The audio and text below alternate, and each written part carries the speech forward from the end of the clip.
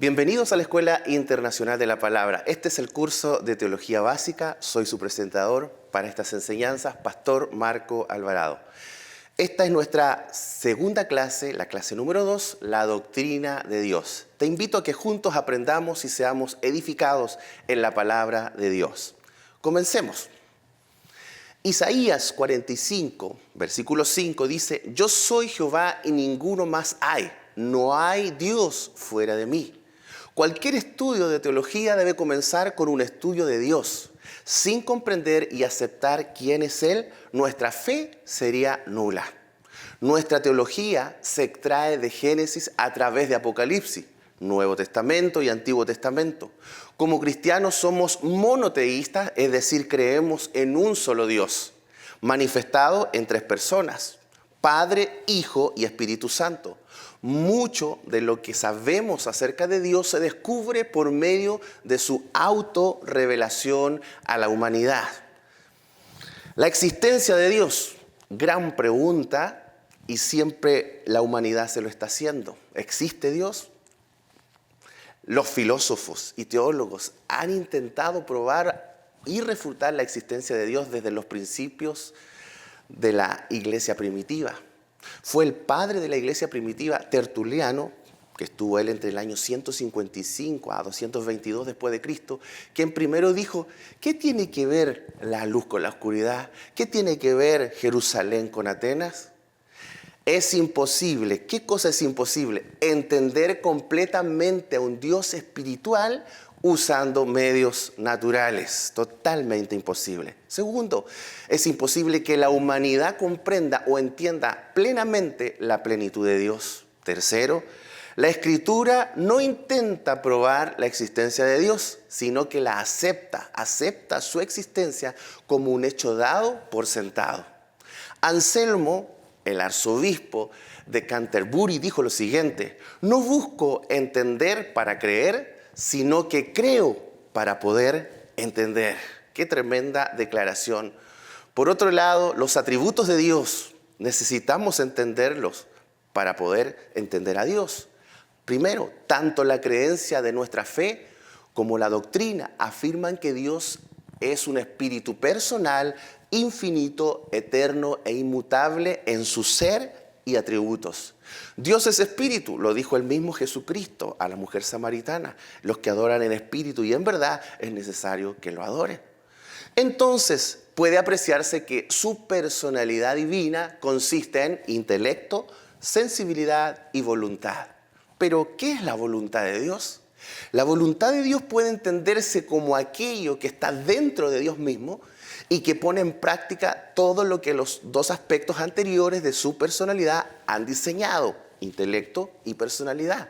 La Escritura establece que Dios tiene voluntad y lo vamos a corroborar por la palabra. Juan capítulo 1 versículo 13 dice: los cuales no son engendrados de sangre, ni de voluntad de carne, ni de voluntad de varón, sino de Dios. Es decir, hay una voluntad de Dios aquí demostrada. En Romanos, Pablo a los Romanos, en el capítulo 8, versículo 27, también dice: mas Él que escudriña los corazones sabe cuál es la intención del Espíritu, porque conforme a la voluntad de Dios intercede por los santos. Voluntad de Dios. Romanos 12:2 dice: no os conforméis a este siglo, sino transformaos por medio de la renovación de nuestro entendimiento, para que comprobéis cuál sea la buena voluntad de Dios, agradable y perfecta. En Corintios capítulo 1 versículo 1, Pablo dice lo siguiente: llamado a ser apóstol de Jesucristo por la voluntad de Dios, y el hermano Sóstenes. ¿Qué recalcamos ahí? Que la voluntad de Dios hizo a Pablo que sea apóstol de Jesucristo. Efesios capítulo 1 y versículo 5, en amor habiéndonos predestinado para ser adoptados hijos suyos por medio de Jesucristo, según el puro afecto de su voluntad. Una vez más vemos el afecto de su voluntad manifestado en este texto bíblico.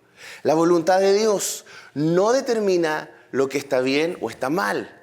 Lo que Dios quiere es correcto porque expresa su carácter de santidad. Hay momentos en que Dios quiere algo, pero su voluntad no se cumple. ¿cómo es eso? Te lo explico y te doy un ejemplo. En 2 de Pedro, capítulo 3, versículo 9, dice lo siguiente: el Señor no retarda su promesa, según algunos la tienen por tardanza, sino que es paciente para con nosotros, no queriendo que ninguno perezca, sino que todos procedan al arrepentimiento.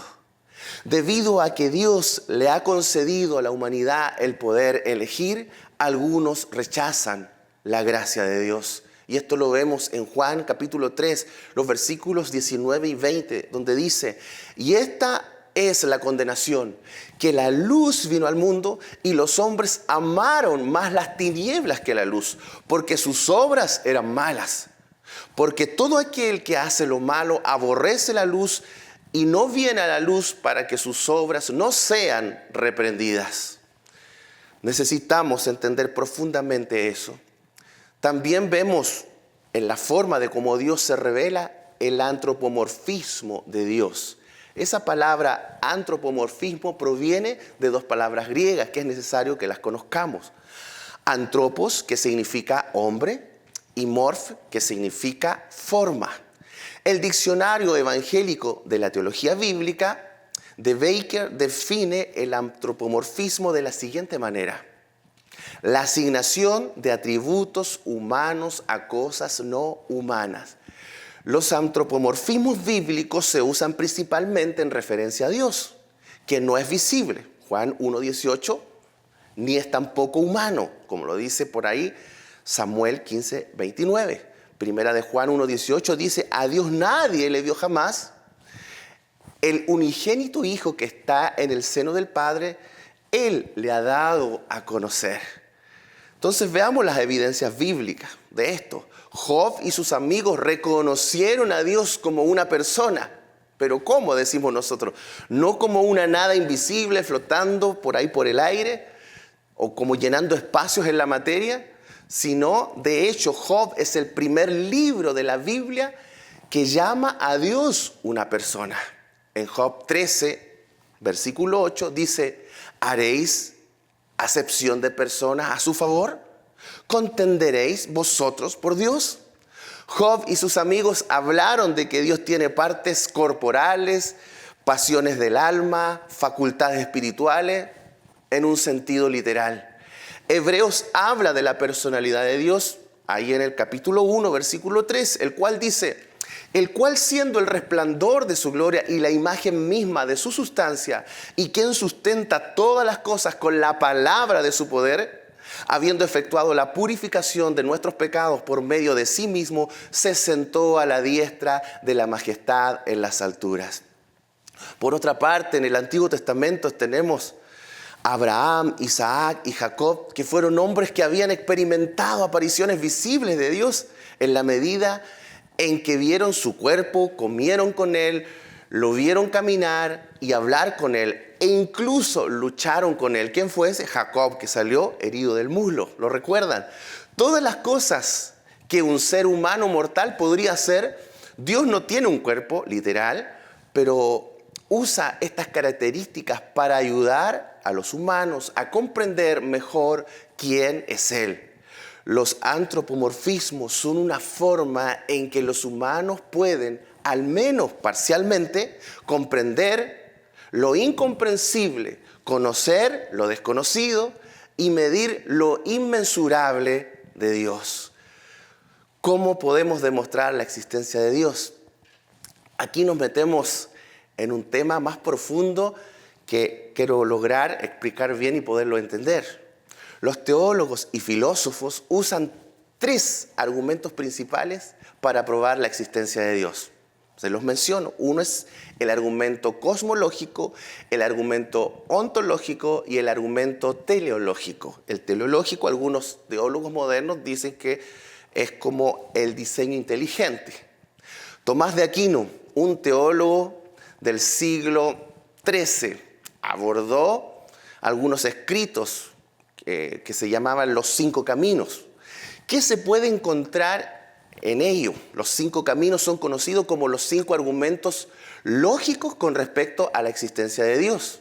Esto no tenía que ver con la intención de ser una prueba exhaustiva de la existencia de Dios, sino más bien una guía para conducir a las personas a Dios. Los primeros 3 caminos que menciona generalmente se consideran argumentos cosmológicos, el cuarto un argumento llamado ontológico y el quinto se considera un argumento teleológico. Podamos ver un poquito las 5 formas que nos muestra estos argumentos. El primero de ellos, que tiene que ver con el argumento cosmológico, es el argumento de la objeción. ¿De qué se trata? Nuestros sentidos prueban que todas las cosas están en movimiento, así como la Tierra tiene movimiento de rotación y traslación, nuestro sentido lo logra discernir, lo logra percibir.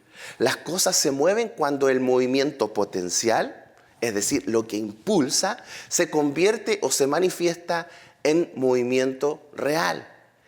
El movimiento potencial es el generador principal de un movimiento real. Es decir, esta taza aquí, yo soy el movimiento potencial, yo decido si la muevo o no. Y si yo decido, esto se mueve y se convierte en un movimiento real por el movimiento potencial, el cual yo estoy impulsando, para que se pueda entender. Solo el movimiento real se puede convertir de algo potencial a lo actual.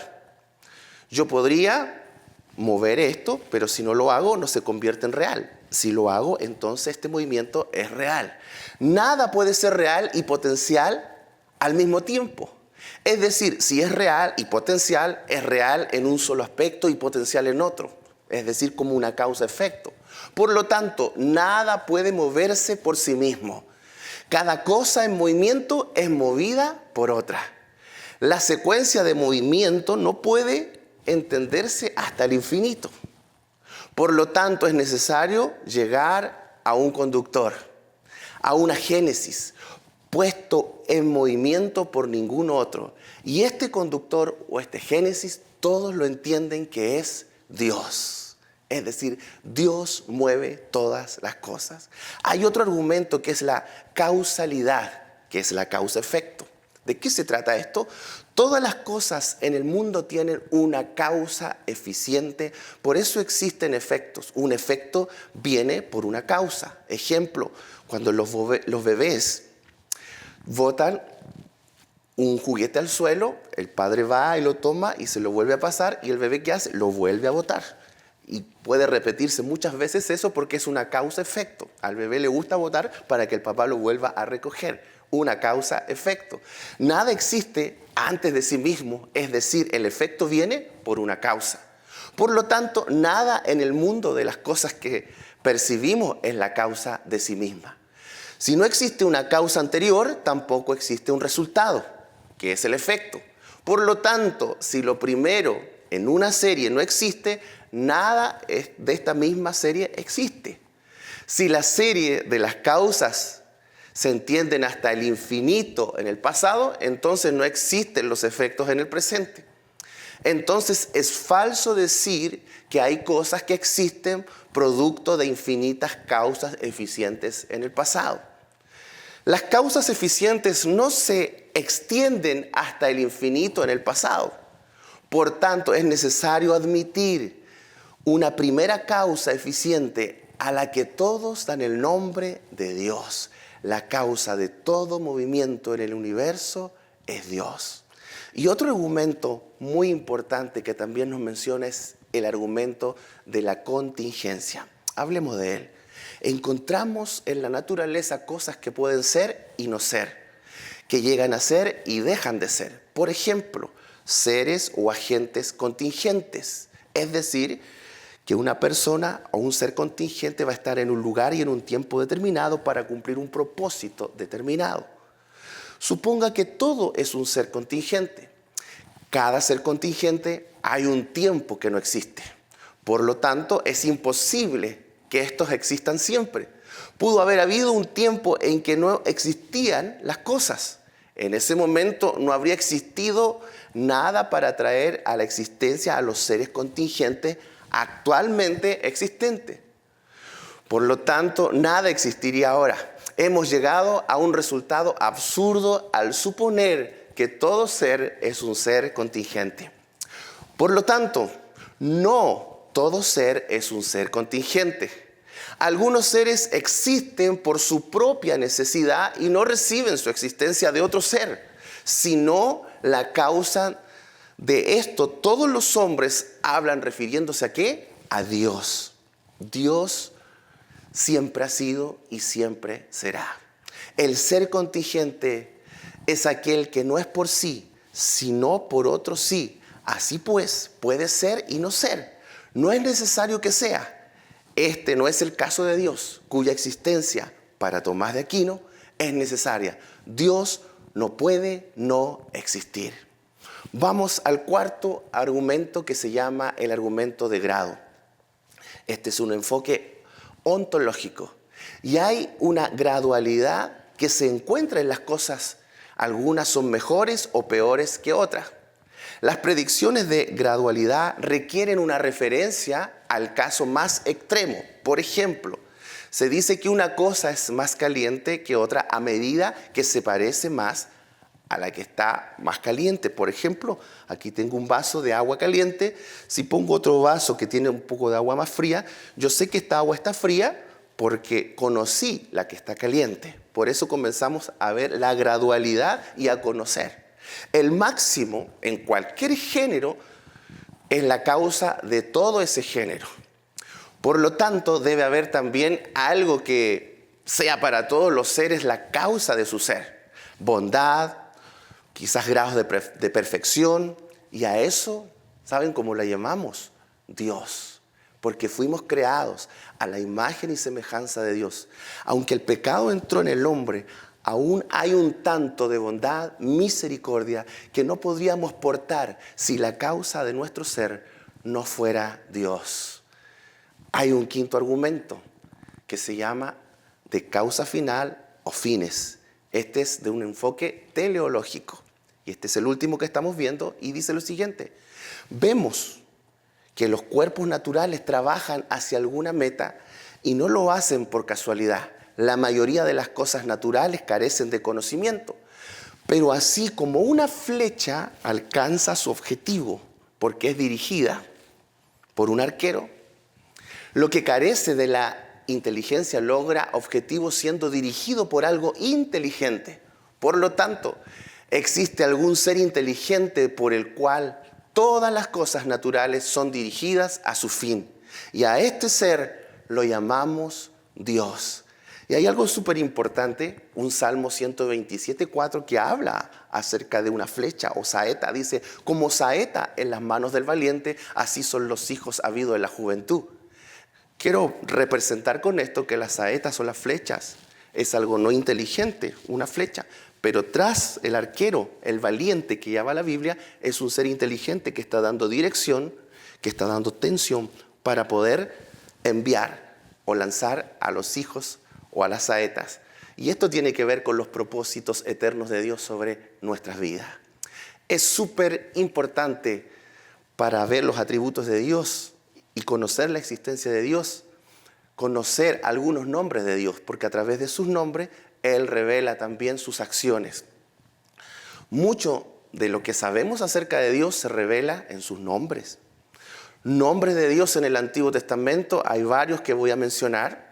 Primero de ellos es Elohim, que es todopoderoso. Este es el único nombre en las Escrituras que trata con un acto de poder. Está en la palabra hebrea para Dios en Génesis capítulo 1, versículo 1, y otros 2700 lugares en el Antiguo Testamento. Otro nombre de Dios, el Shaddai, el todo suficiente, lo encontramos en Génesis 15, versículo 1. También tenemos Adonai, mi Señor. Fue después de esto que Abraham se convirtió en un gran intercesor. Lo encontramos en Génesis capítulo 18, versículo 2 y 3. Jehová Yahvé, el Señor Dios usó en conexión con un pacto. Esta es la palabra hebrea para Señor en Deuteronomio 6, versículo 4. Y 7600 veces en el Antiguo Testamento significa el autoexistente, eterno e inmutable. Jehová Rafa, el Señor te sana. el sanador. También tenemos otro nombre, Jehová Jireh, el Señor proveerá. ¿Cómo no conocer esa historia? Aquel cordero que encontró Abraham para no sacrificar a su hijo.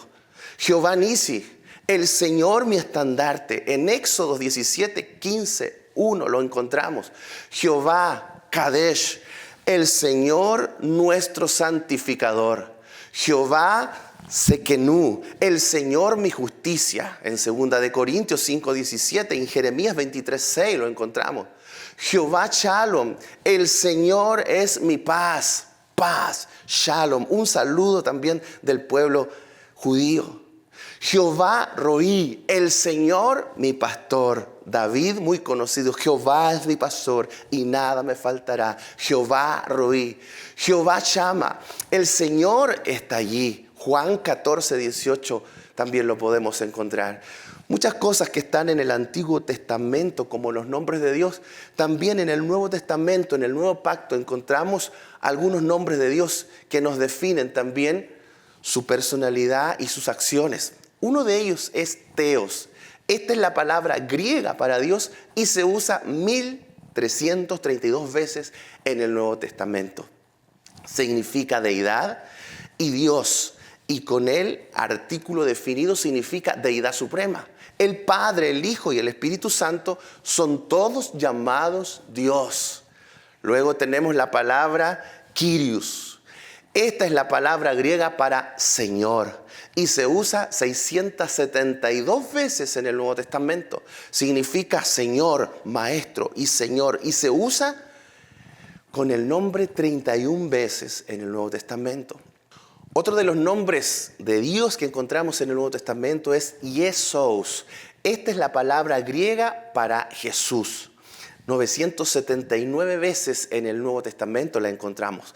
Es la forma griega del hebreo Yeshua, traducido Joshua. 215 veces en el Antiguo Testamento. Josué en el Antiguo Testamento es llamado Jesús. En el Nuevo Testamento, en Hechos 7:45, Hebreos capítulo 4, versículo 8, Jesús nunca es el nombre del Padre o del Espíritu en ninguno de los testamentos. Y no fue el nombre de la segunda persona de la deidad hasta que se convirtió en divinamente humano y divinamente Dios. Es el nombre humano del Hijo de Dios. También tenemos la palabra Christos.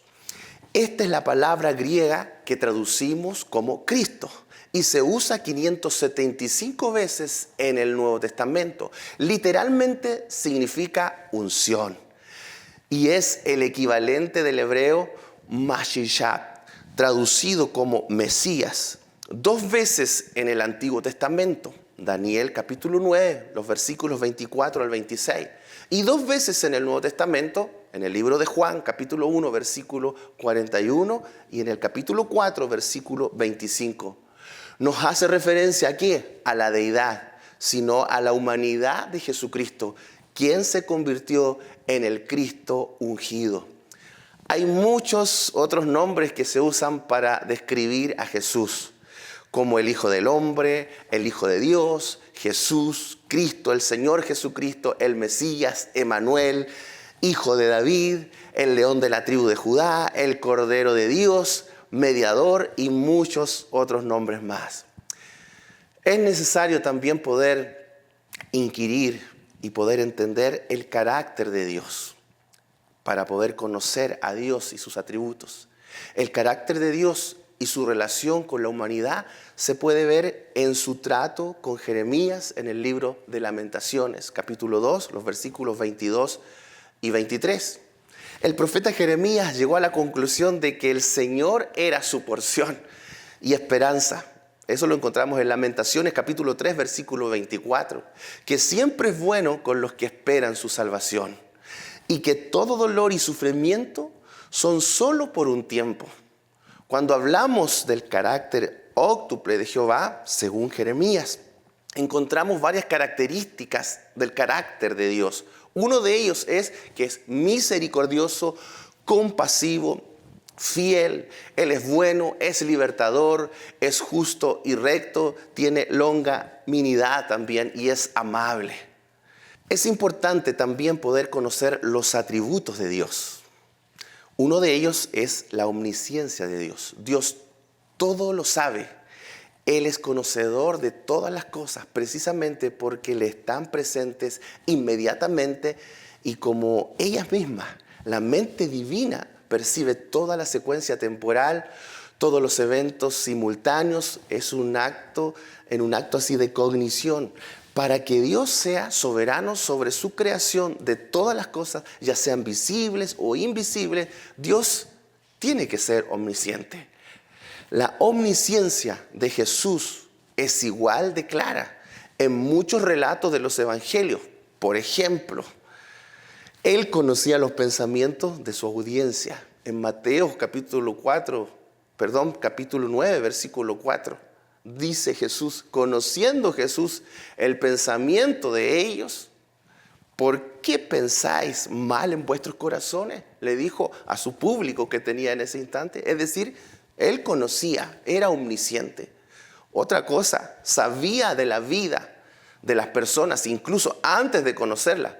Cuando se encontró con la mujer que recogía agua en el pozo de Sicar, la mujer samaritana, ¿qué fue lo que le dijo? Porque 5 maridos has tenido y el que ahora tienes no es tu marido.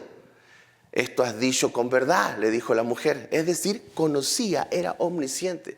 También le dice a sus discípulos que su amigo Lázaro había muerto porque estaba a más de 25 millas de distancia de la casa de Lázaro.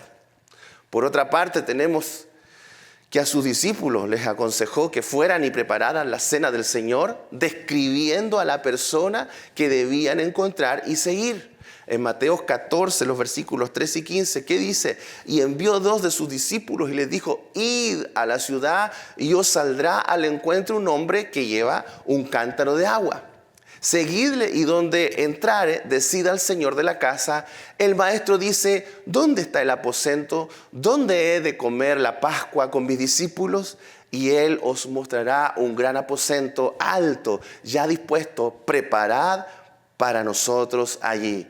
Otro ejemplo de la omnisciencia es que Natanael, antes de conocerlo, él conoció su corazón. Y eso lo encontramos ahí en el libro de Juan, capítulo 1, los versículos 47 y 48.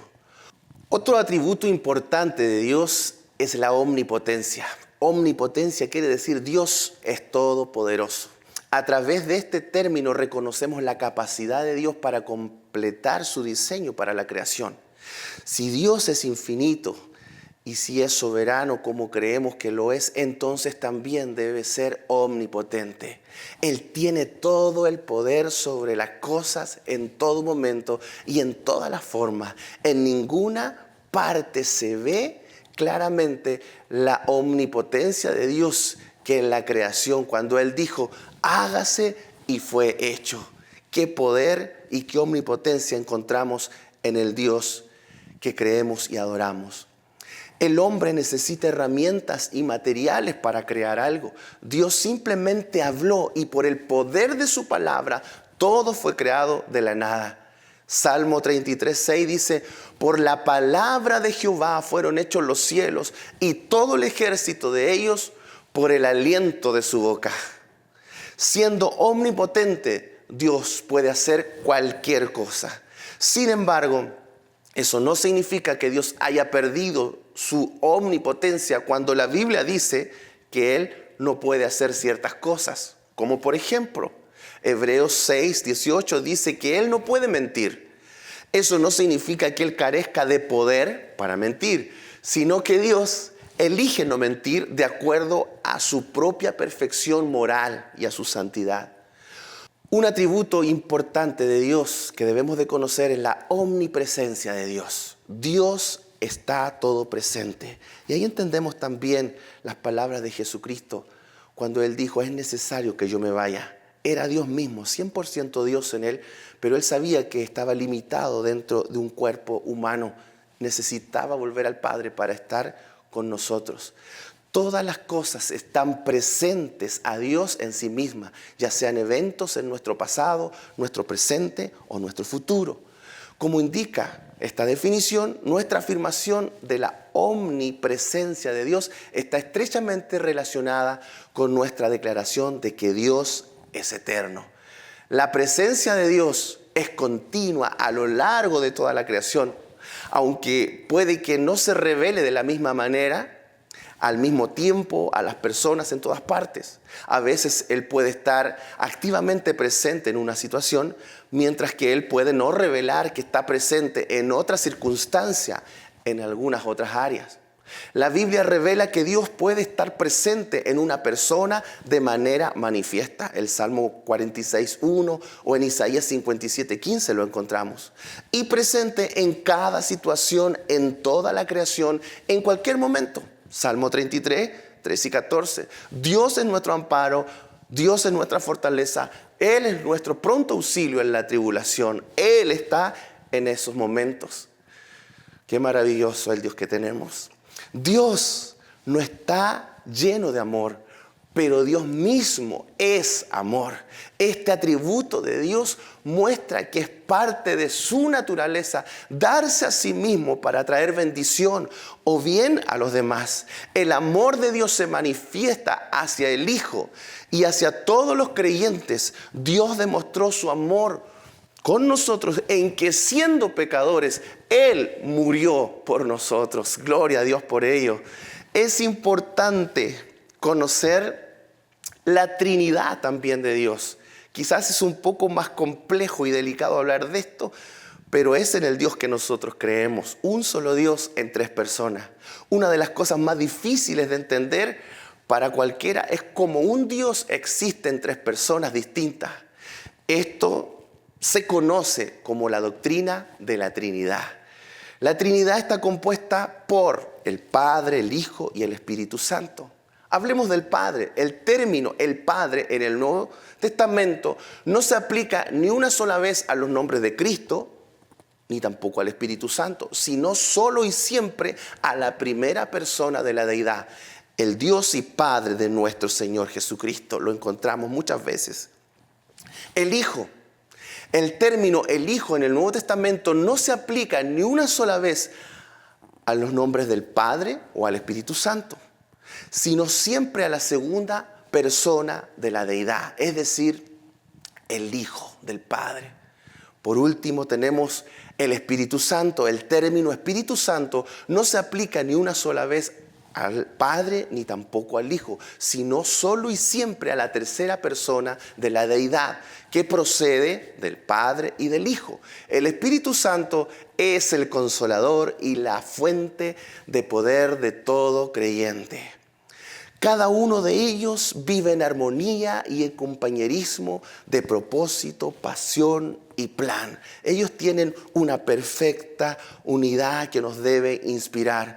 Cada uno tiene su propia personalidad y función. Entonces, a cada persona de la deidad tiene una función distinta. El Padre ha sido creador y fuente de todas las cosas. El Hijo, la fuente de la vida y redención. El Espíritu Santo, nuestro consolador y fuente de todo poder. Jesús se refirió a Dios como Padre 181 veces y más tarde los discípulos lo llamaron también Padre 78 veces. Y ni una sola vez se les confunde o se le llama Jesús o el Espíritu Santo. Jesús habló del Espíritu 24 veces como una persona separada de Él mismo y del Padre. La lección importante que se puede ver en la doctrina de la Trinidad es la de la unidad, el trabajo en equipo, el compañerismo, el respeto mutuo, el aprecio, esa unidad perfecta que ellos manifiestan, que ha tenido el gran poder de levantar una iglesia, de hacer la creación. Esa unidad proviene de la Trinidad del Dios Trino al cual nosotros creemos. La Trinidad es la unión de tres personas, Padre, Hijo y Espíritu Santo. Es una deidad o divinidad unificada, de modo que las personas son una en unidad y sustancia eterna, pero tres personas separadas y distintas en cuanto a la individualidad. Y eso lo encontramos en Primera de Juan, capítulo 5, los versículos 7 y 8. En el Antiguo Testamento podemos revisar Daniel, capítulo 7, los versículos 9 y 14. Y quiero leer Primera de Juan, capítulo 5, 7 y 8. Dice, porque tres son los que das testimonio en el cielo: el Padre, el Verbo o el Hijo y el Espíritu Santo. Y estos tres son uno, y tres son los que dan testimonio en la tierra: el Espíritu, el agua y la sangre. Y estos tres concuerdan. Qué maravilloso es poder sentir que tenemos un Dios todopoderoso, omnisciente, que todo lo sabe y que es un Dios trino, perfecto en unidad. Hasta aquí llegamos con la clase de hoy. Sean bendecidos y sigamos conociendo a Dios bendecidos.